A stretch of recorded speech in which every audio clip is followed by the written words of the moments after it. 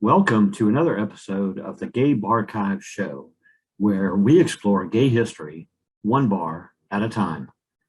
I'm your host, Art Smith, and our guest today is Gina Gatta, who owns Damron.com.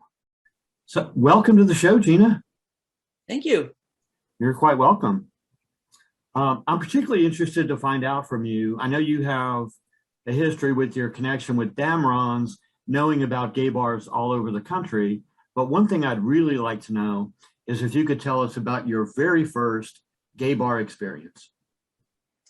Well, I was living on 14th and in San Francisco on 14th and Dolores, and I walked down to Amelia's on Valencia, Amelia's bar, and I walked in there. I was not legal, but I had a fake ID. I was 19 years old. It was 1983. And I walked into Amelia's and realized that everybody looked just like me.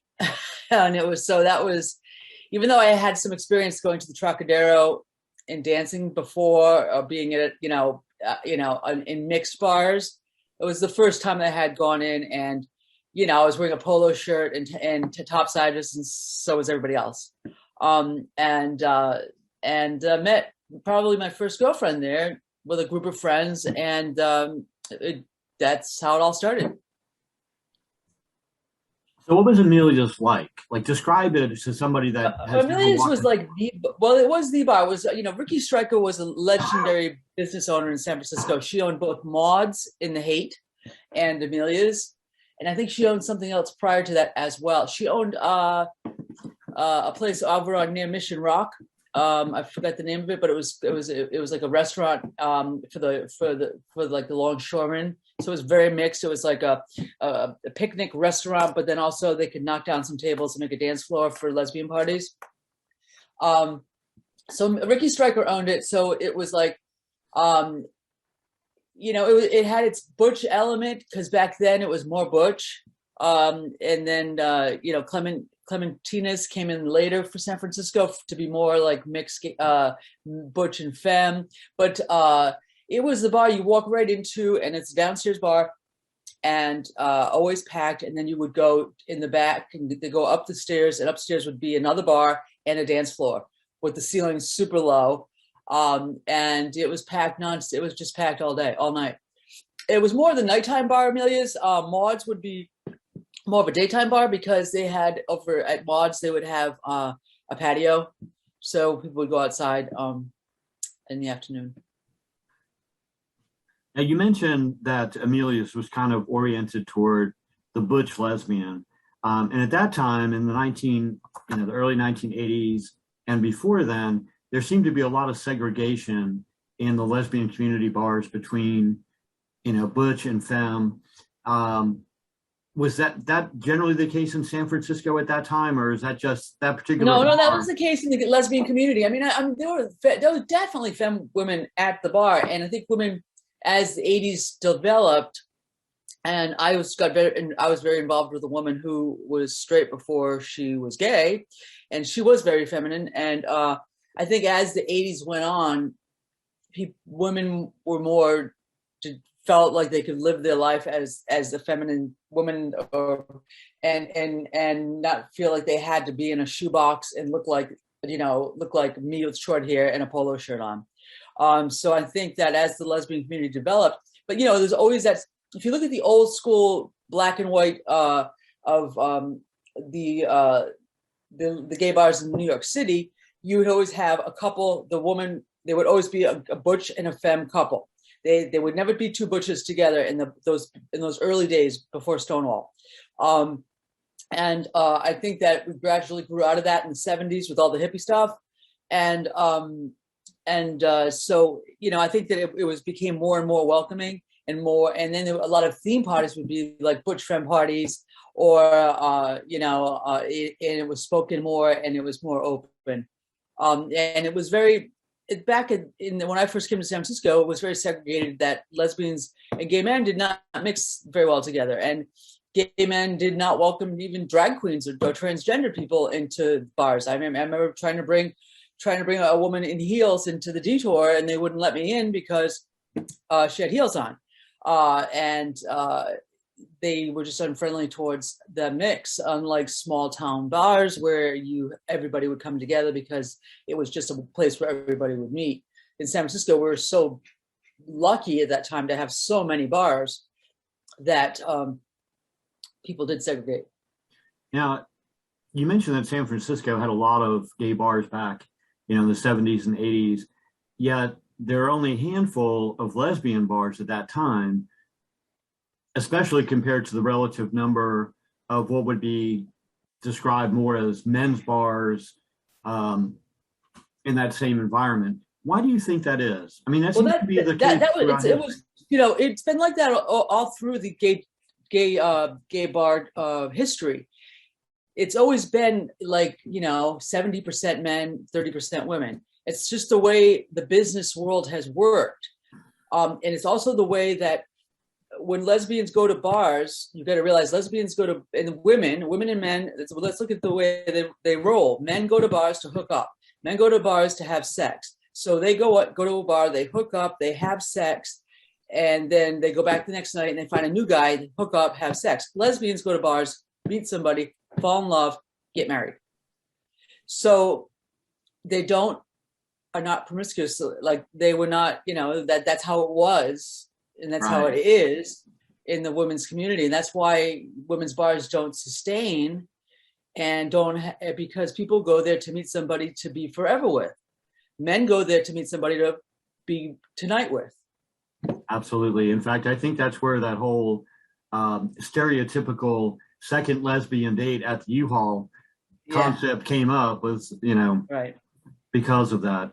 And of course, we're experiencing now, fast forward to 2021, where there's only a handful of lesbian bars in the entire country that even still exist, which, says something about the community itself.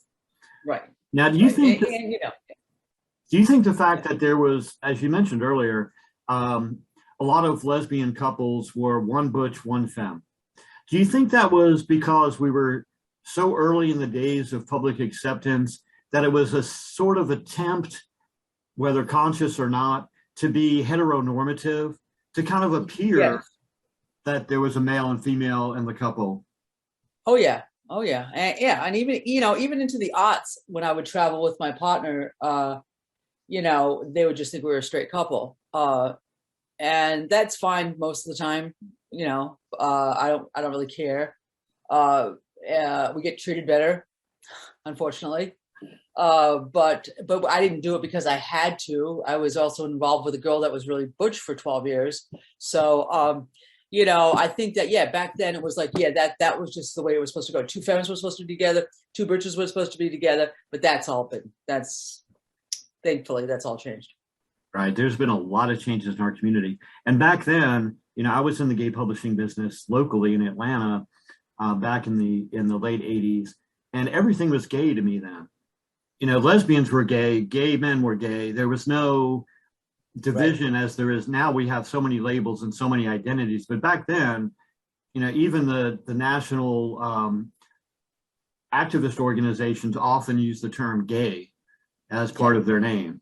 So things have changed quite a bit since then. Right.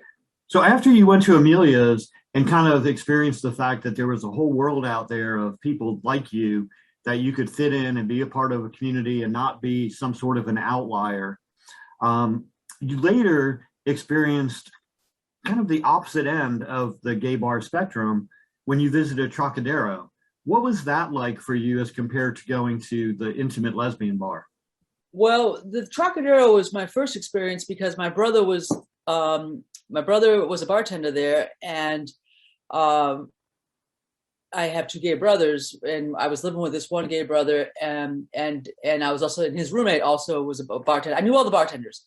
So I, again, with my illegal underage ID, became a regular there and met a lot of people and experienced a lot of, wild nights. On the dance floor, really learned how to, that's where I would appreciate music.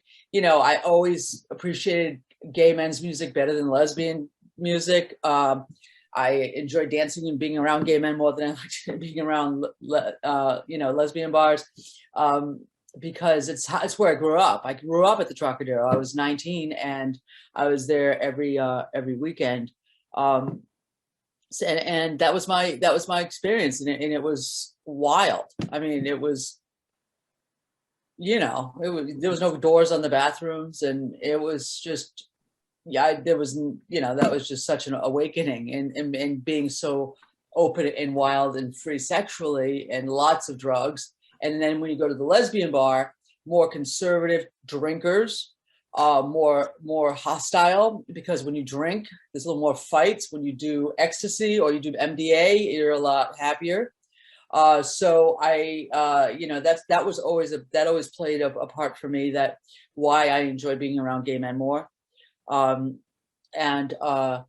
the diversity, I mean, it's like I had a transgendered partner there for a while, and then I said, like I said, I met my straight girlfriend, and then we were together for 12 years as well.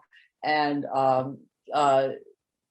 so we had a whole, it was a fabulous time. It was a magical time, and it was but it was the beginning of AIDS. So it was also that also brought me into where I went with my investment into the gay community, as I started taking care of my brother's friends who were dying. And that's where I was in the 80s. I mean, I was deep in it.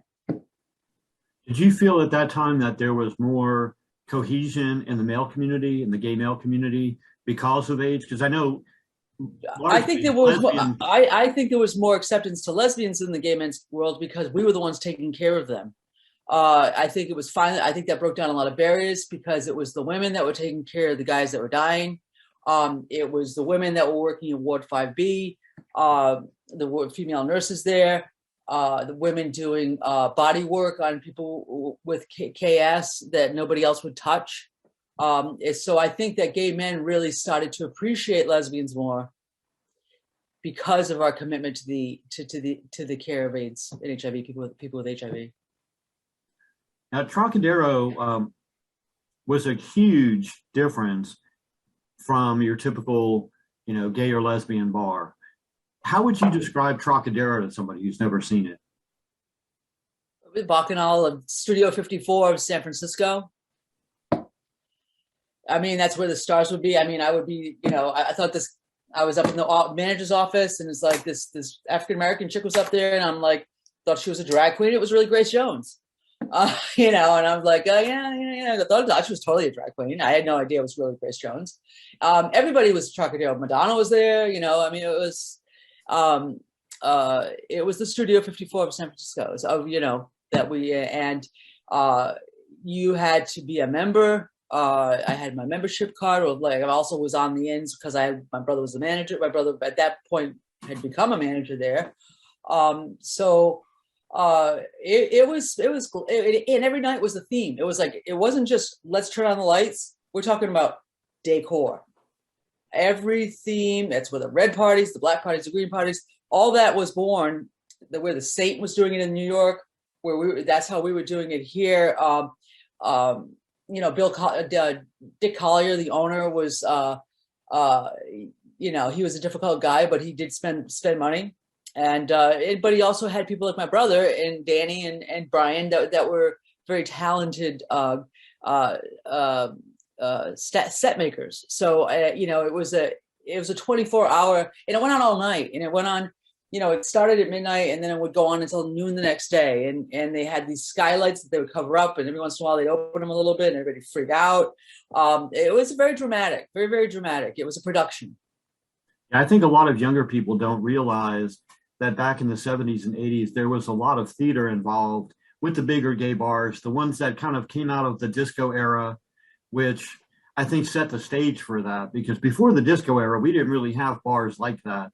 And then once disco kind of set in and you started seeing these big productions and, larger bars with larger dance floors, you started to get more of that theatrics. And I think that was a big draw for a lot of people, and kind of an eye opener for the gay community. Yeah. I mean, I know personally, I was in awe the first time I went into a large disco like that. And I thought, wow, we can have these places. not all of our gay bars are dark, dingy little holes in the wall with six bar Right. stools and a grumpy bartender. Right. So it was kind of an eye opener to the community. Right. Well, places like Milwaukee had La Cage, LA had Probe. I mean, we had big places, there was Studio One in LA for a while, so I think, and then of course out in the South, there was a lot of big drag queens, as you know, from Atlanta. So the production value for those shows were great. Oh, absolutely. When I moved to Atlanta, we had Sweet Gumhead, um, Backstreet. There had been a bar there called the Showcase Cabaret. There were numerous bars, Magic Garden, Hollywood Hops.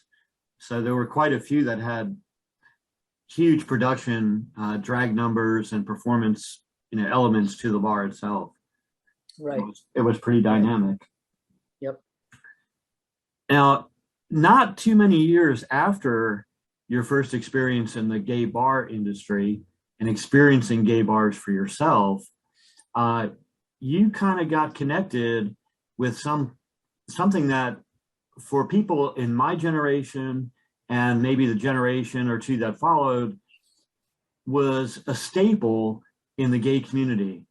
You started working for Bob Damron's address book, his guidebook, and you were still relatively new to the gay scene. I mean, you had only been out for about 6 years or yeah. I was 25. It was 1989, and I was 25, just about. And my friend Dan Delbex had bought Damron from Bob in 1986 or 7. So he had only owned it a couple years. Then Bob died around that time too. Bob died probably around 88, 89. I'm not firm on that number. And then I started in 89, and then Dan died in 91. So I was left in charge. My other gay brother came down to help me, who knew Dan for many, many years while Dan was sick. And also another guy that used to own the Advocate came in and helped with the transition. The company was left in trust with about $250,000 debt. And back then, that was a lot of money. And we had to come out of the trust after 5 years, which we did. And I eventually bought out everybody and own it.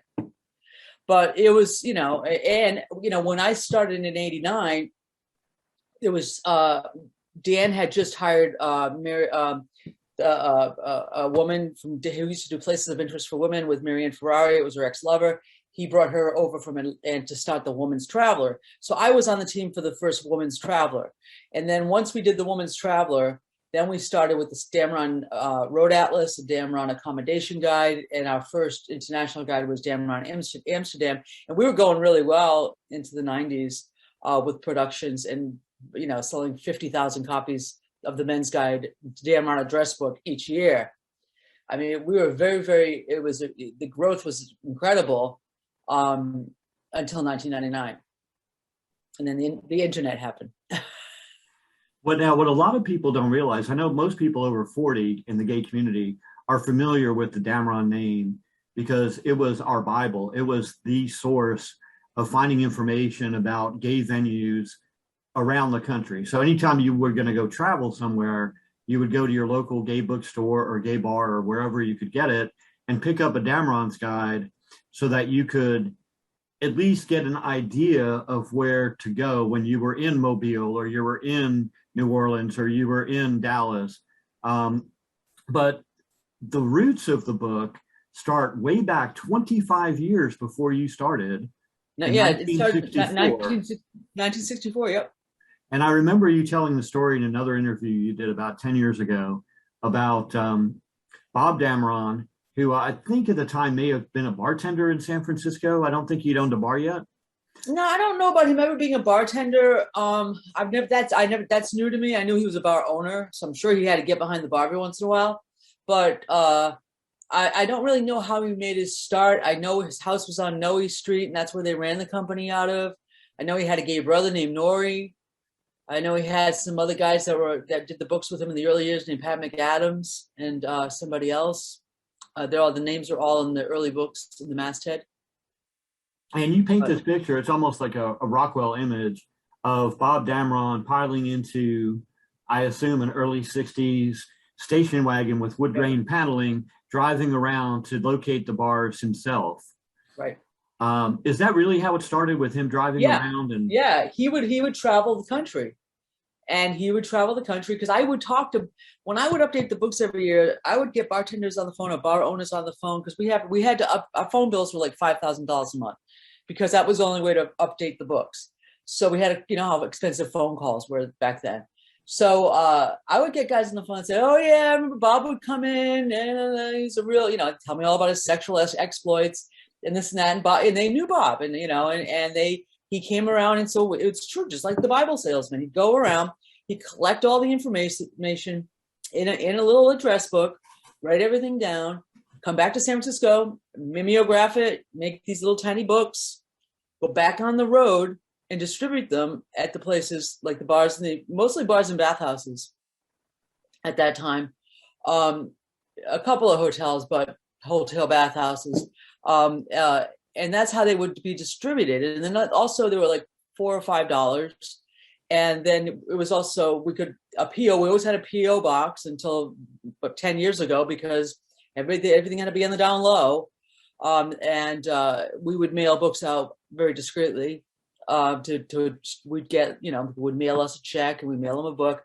But for those first years, probably through the beginning of the middle 70s, he was traveling around like that. Now, what a lot of people did not know about Bob Damron, and I only recently discovered when I interviewed Patrick Batt right there in San Francisco, who was the first manager of the San Francisco Eagle, is that Bob Damron also owned some bars, and the Eagle in San Francisco was one of them, but he owned several other bars as well. Yeah, he owned the PS on Polk and a bar called Alfie's. I don't remember where Alfie's was. I can look it up in one of my books, but yeah, he's and the Eagle was the last one, and it's still there. And it's still there, and I think it's been made a landmark. Absolutely, which is a great thing. Yeah. My whole project has been based on the premise that throughout our gay history, we have spent so much effort in documenting, the riots, the revolutions, the political activists, all these things about our community. But yet, what really made our community what it is today was the bars and the networking of the bars that was made possible by publications like Damron's Guide. Right. So, that's why I'm so excited about being able to talk to people from all over the country about the gay bar experiences they had, 20, 30, 40 years ago. In one case, almost 70 years ago. I interviewed a guy earlier, a couple months ago, whose first gay bar experience was 1952 in Nashville. So it's really exciting to be able to see that. And right there in your, under the umbrella of the Damron Company, you have records of almost every gay bar that existed going back into the 60s, or as many as you could document at that time. Right. And, and a lot of times when they didn't want to be documented. Like I would call up and say, updating a listing. I don't want to be in that book. I don't, because it was because police departments had our books. Our books got into the hands of the wrong people. We got a lot of as many letters that we got from people saying you saved our lives. We used to get letters threatening our lives. And also we depended a lot on the local publications. I mean, we had really great relationships we got all the local papers from all over the country. And we would depend on them to update it. But a lot of times, publishing a local publication is a loveless, there's no money in it really. And so we sometimes had better information than the local publications. We built a list of really good, reliable users, readers that would send us updates, snail mail, of course, that's the only way they did it. We had the guy in Florida, you had the guy in Atlanta, we had the guy over there. and we would get these letters all the time, and we would always get it. Bob Damron always had something in the book. Send us information we don't have, and we'll send you a free book. And we did that. I would do it today if people did that, but they don't. So, and I'm not. I published my last book 2 years ago, and I won't be publishing any more books. Well, I could understand that. I started in the gay publishing industry around the same time that you moved to Damron's. And I was publishing a local nightlife guide in Atlanta. It was called Ovation. Before that, it was called The Guide, which was kind of a chain. There was one in Boston, yes, one in Denver, yep, and yep, I was running the. That was a pretty good magazine. That had, yeah, but also that they also had classifieds in there, right? Absolutely. Yeah. But it was a very strange market back then because, as you know, it was a strange thing back in the 80s. Every business I approached, and you as well, at that time, you were basically saying, hi, I'm Art and I'm gay. Because in order to sell your product, you have to basically out yourself. And outing yourself in the 80s was an interesting scenario. Right. Yeah, especially in small towns. Exactly. It was a very difficult. It was a fine line to and then, and then push in the 90s, it was like everybody wanted to, in mid 90s, everybody wanted to have a gay flag out front. Late 90s, probably or be, yes, we're gay friendly. What does gay friendly mean? We'll take your money. Yeah. I mean, that's what I would always say to advertisers. I'd have like these one-offs. I'd have like, you get a gay sales manager at a Hyatt in Cincinnati, and the gay sales manager at that Hyatt, I'd meet him at an IGLTA convention, or he'd want to get his Hyatt advertised. But the big picture was that you just don't do a one-off. The gay community is smarter than that. It's like they're not going to. You have to have a commitment. Like, look at Subaru. Subaru had the commitment. Amtrak did it about 8 years ago, 10 years ago. Amtrak did this whole big campaign. You can't just go in there and do these one-offs. It has to, because the sales manager may want to do it, but as soon as it goes to the district manager, they're going to be like, this book has sex in it. Right. We're not going to advertise in this book. So that was a real frustrating thing as a salesperson over the years, because you'd just be running in circles, and then going to these like gay conventions, like the IGTA used to be the Gay Travel Association, and then it became ILGTA to be more lesbian and inclusive. And I'd go to these conventions every year, and everybody, all those corporate American companies would send their gay person from their team.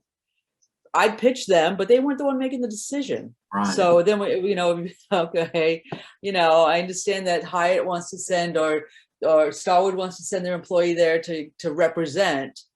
But when it push comes to shove, and I'd say you just can't advertise, gays. You need to have a commitment. You need to have a buy-in. Right.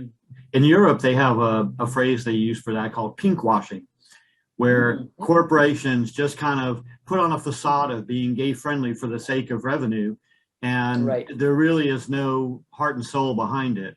And I think I hate to name drop, but I think one of the big players that really broke the ice for the gay advertising community on a national level was Absolute Vodka. When they came out and they just basically threw it out there and said, we want to be gay, we'll put gay stripes on our bottle, we'll advertised in all kinds of publications. And after that, you started to see other businesses on a national level kind of accept that and say, hey, Yeah. And now we have corporations. Now we have companies that go out there and teach, how to be, like my friends Hospitality Me, they go out there and they teach companies how to be inclusive and how to, diversity experts now. Right. That was a term that never existed when we were starting out. No, it did not. No. So you live in a city that is stereotypically gay. I mean, most people, especially in the gay community, they hear San Francisco and they have these images of, Folsom Street and South of Market and Castro District, and gays and leathermen and lesbians and Harvey Milk and all these images of gay history. Do you think that had a big impact on your development of the company and how everything went with Damron? Because it was kind of the safe haven of sorts. Oh yeah, I was constantly reminded that I was in a bubble. And it still is a bubble in a lot of ways. I mean, because of our progressive attitudes in San Francisco, it's not the gay mecca anymore. I mean, South of Market and the Castro are pretty much everything's gentrified. I mean, there's just no specific gay area anymore. Of course, there's still gay bars in the Castro and there's still gay bars in South of Market, but the numbers are minimal. But when I would go out and go on the road to do sales, and even going down to Palm Springs, the segregation down there with the male only places, and I've experienced all of that. We are definitely in a bubble, and I've always had to have my team. We did have quite a big staff at one time. I constantly had to remind them that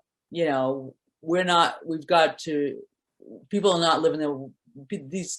We are very lucky and we can be who we want to be. Most people they can only be who they are when they go to that bar. They can only be who they are when they go to that vacation. The reason people went to Key West, people, so they could be around like-minded people. They had to go back home and be straight. Right. Life in Topeka, Kansas was not quite the same as life in the Castro district. Yeah, exactly. Correct. You've done all this traveling, you've been all over the country, and you found all these different bars on your own as well. You continued the tradition of Bob Damron and going out and actually visiting a lot of these places, correct? Yes. Has that changed at all? Do you still do that, or have you? No. You rely more on. I'm done. I'm done. I just, after 25 years, it got to be much, and then. I was going everywhere all the time, and even internationally and everything. It was great. I feel very blessed that I had it, but in fact, travel is very limited for me right now. I'm happy not to travel the way the world's been the last couple of years. Of course not, but no, there's that those days are done, and it was great when it happened. And a lot of times I did it because I was producing new books. I was trying to do my accommodation guide, so I was going, knocking on doors. I went to Berlin. I tried to get in a lesbian bar. They wouldn't let me in because they didn't think I was a girl. I've had lots of very interesting experiences at bars. Some very positive and some not. Now, one of the newest bars that's popped up on the horizon, and probably one of the few substantial bars that's appeared in the last couple of years since COVID hit, is a multi-story nightclub right on the edge of Hell's Kitchen in Times Square in New York City called The Q. And that club is completely different from what we saw in the 70s and 80s in the bar scene anywhere in the country. Their concept is to be all-inclusive. The Q stands for queer. Do you see that as being a trend in future bars going forward? Yes. Yeah, I definitely do. I mean, even back then in the early days, like I would have straight women that would buy the Damron Guide because they wanted to go to bars that had great music and they weren't going to get hit on by, and then that happened a lot in San Francisco when the whole .com thing happened, and we had a bar in the Mission called Lexington Club, and the only way that they really survived is like to embrace the tech bros, to embrace those like nerdy tech guys, and lesbian, and you'd never believe it 20 years earlier that lesbians would deal with like these straight dudes just hanging out with them playing pool, but that was the only way the Lexington Club could survive. You have to become inclusive, all inclusive, and diversified. It's the only way anything survives these days. I mean, unless you're the Eagle, unless you're something like Abbey, one of these bars that are so successful that they get. And the Abbey is so successful in LA because they have always been mixed like that. They always had Hollywood coming in. They always had this coming in. They always had that coming in, and that's why the Abbey has been so successul over the years. And obviously this Q bar in New York City, the same thing. It is the only way that you're going to survive. And when you go to the Castro on a Saturday afternoon, you see more straight girls and straight kids mixing with gays at the brunches and all that kind of stuff. You know, you hardly, if there's going to be like 3 tables, there's going to be 3 tables, possibly 1 table of the same sex or all gay men, but the rest of the tables are all going to be mixed with 1 gay friend and straight friends. That's the only way to survive in the business right now. And really, when you were starting with Damron back in the 80s, that was kind of the dream. I mean, the dream was that we wouldn't need to have our own bars, that we wouldn't need to have our own restaurants. We wanted to be able to go wherever we could and be who we are. And we're starting to approach that in some more metropolitan areas, I think. Right. And also, I think and I also think the family thing, you know, the fact of the matter that gays are not only just getting married, but having families. So, you know, people travel differently now. They travel with children. So you have to think about, okay, you know, sure, gay week at Disney used to be a circuit party, gay days at Disney. But, you know, now it's like bring your straight gay parents bringing their straight children to Disney to be with other like-minded families. Family Week in Provincetown. I list all this. I still publish a calendar on my website, you know, listing all like the gay camps where the gay families go. So that's a whole new marketing thing. And I did this thing with Rhodes Scholar a couple of years ago. I pitched this whole thing about doing educational trips internationally, targeting parents with, you know, gay parents with children. Because that's that's a huge market for travel. Now, with all the changes that we've seen in the gay community over the past 30 or 40 years, and the changes we've seen with Damron, you stopped publishing your women's guide about 5 years ago, and your men's guide, I think 2 years ago. Where do you see the future of Damron being as far as helping the gay community, you know, comprehend and understand their gay options around the world? I mean, I my resources are still there. I sell content. I still have membership-based website access. That's what helps me keep the website open and keep the doors open. I am actually closing my office for this year and just going to be remote. You know, it's been bittersweet, but, you know, I've had the same phone line for 30 years. That's going down. So Damron's going to be there. The website I'll still update as I can, but it's been a labor of love for me and a hobby and not a generating income for over 10 years. So, you know, that said, that's pretty much where we are. I mean, there's a lot of resources out there. I still have people. I just got a book sale today. I still have people buying my books, but it's an old book. But the website is, I update the website as you know, quarterly. You know, I try to update it as much as I can. Like I told you, I keep the calendar up. I have a couple of paid advertisers, but it's, you know, days are numbered. Depends on what happens with me in the next couple of years. But, you know, I'm committed to go through it till end of 22. Keep the website up until end of 22, but after that, I'm not sure. Do you have somebody ready to step in and follow in your footsteps, or are you the end of the line? There's other companies out there. You've got Gay Cities, you've got Scott Gatz, he's got Q Media. There's so many other resources out there. You know, if somebody wants, the company's been for sale for 35 years. Ever since I got the company's been for sale. So if somebody wants it, they, you know, I'm always open to an offer, but it's going to be just what it is right now, and I'll ride it out and see how I feel a year from now. Well, hopefully you'll be able to find one of these nonprofit archives that will take the, you know.